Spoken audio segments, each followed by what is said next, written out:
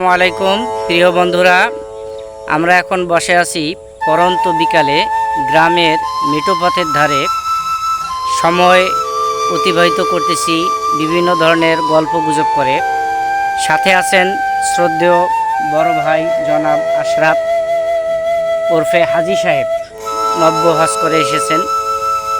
এই হচ্ছে আমাদের গ্রামে বসে বসে গল্প গুজব এবং গ্রামের চারদিকে ছড়িয়ে ছিটিয়ে থাকা বিভিন্ন প্রাণীকে অবলোকন করছি। এই যে আমাদের গ্রামের এক পাশেই চালিয়া বিলের অপার সৌন্দর্য, চারপাশে ধান ক্ষেত। এক মাঝি সাহেব